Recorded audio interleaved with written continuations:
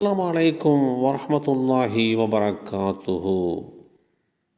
உடலுக்கு வலிமையூட்டும் ரமலான் மாதம். அனஸ் இப்னு மாலிக் ரலியல்லாஹு அன்ஹு அவர்கள் அறிவித்தார்கள், அல்லாஹுடைய தூதர் ஸல்லல்லாஹு அலைஹி வஸல்லம் அவர்கள் நோன்பு திறப்பதற்கு முன்பாக புதிய பேரீச்சம் பழங்களால் திறப்பார்கள். அது இல்லாவிட்டால் உலர் பேரீச்சம் பழங்களால் அவர்கள் நோன்பு திறப்பார்கள். அதுவும் இல்லாத பட்சத்தில் தண்ணீர் அருந்தி நோன்பை நிறைவு செய்வார்கள். இந்த செய்தி சுனன் அபீ தாவூத் என்ற நூலிலே 2, 3, 5, 6 என்ற எண்ணிலே பதிவு செய்யப்பட்டிருக்கிறது. புனிதமான ரமலான் மாதம் சுய கட்டுப்பாடு மற்றும் சுய பயிற்சிக்கான ஒரு மாதமாக பாவிக்கப்படுகிறது. இந்த மாதம் ஏராளமான மருத்துவ நன்மைகளையும் பயன்பாடுகளையும் மனித சமுதாயத்திற்கு நோன்பு வைக்கின்றவர்களுக்கு வழங்கப்படுவதற்கு உண்டான நிலை கொண்டுள்ளது. பல ஆண்டுகளாக நோயாளிகள் எடை மேலாண்மைக்காகவும்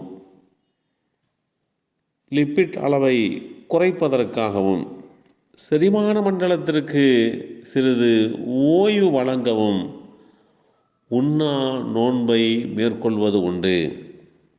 சில நேரங்களில் இந்த கண்காணிக்கப்படாத உண்ணா நோன்பு மற்றும் துரித உணவுகள் மனித உடலிலே பாதகமான விளைவுகளையும் ஏற்படுத்திவிடுகிறது. இருந்த போதிலும் ரமலான் மாதம் இந்த உணவு திட்டங்களிலே இருந்து வேறுபட்டு காணப்படுகிறது. காரணம், அதில் ஊட்டச்சத்து குறைபாடு அல்லது போதுமான கலோரி உட்கொள்ளல் இல்லை. ரமலான் மாதத்தில் உண்ணா நோன்பு இருப்பவர்களுடைய கலோரி உட்கொள்ளல் பொதுவாக ஊட்டச்சத்து தேவை வழிகாட்டுதல்களை விட குறைவாகவோ அல்லது சற்று குறைவாகவோ இருக்கும். கூடுதலாக இது தானாக முன்வந்து எடுக்கப்படுவதாலும் மருத்துவரால் பரிந்துரைக்கப்பட்ட விதி அல்ல என்பதாலும் ரமலான் முடிந்த பிறகு அதை தொடர அவர்களுக்கு எப்போதும் வாய்ப்பு இருக்கிறது. ரமலானுக்கு முழு உண்ணா நோன்பிற்கும் உண்டான வித்தியாசம் உணவினுடைய நேரம்.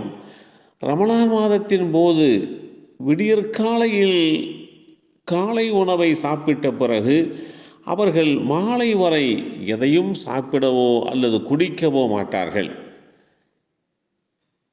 சுமார் 13-14 மணி நேரம் தண்ணீர் அருந்தாமல் இருப்பது ஆரோக்கியத்திற்கு மோசமானது அல்ல. உண்மையில் இது உடலில் உள்ள அனைத்து திரவங்களின் செறிவையும் ஏற்படுத்துவதற்கு உண்டான சரியான காரணமாக அமைகிறது. இதனால் லேசான நீரிழப்பு ஏற்படுகிறது. உடலுக்கு அதன் சொந்த நீர் பாதுகாப்பு வழிமுறை உள்ளது. கடந்த காலத்தில் எடுக்கப்பட்ட அந்த மருத்துவ ஆய்வுகள் இது நோய் எதிர்ப்பு மண்டலத்தை மீண்டும் உருவாக்குவதற்கு உண்டான காரணியாக அமைகிறது.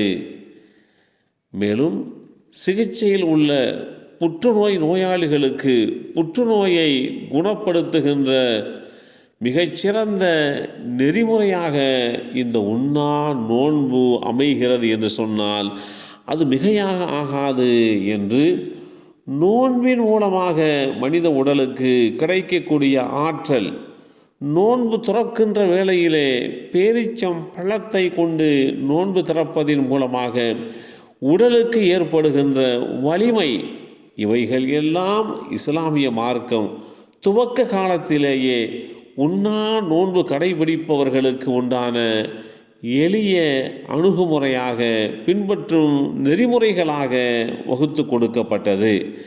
இத்தகைய அமைப்பிலே நம்முடைய உண்ணா நோன்பு அமையப்பெறுகின்ற போது உடலுக்கும் உள்ளத்திற்கும்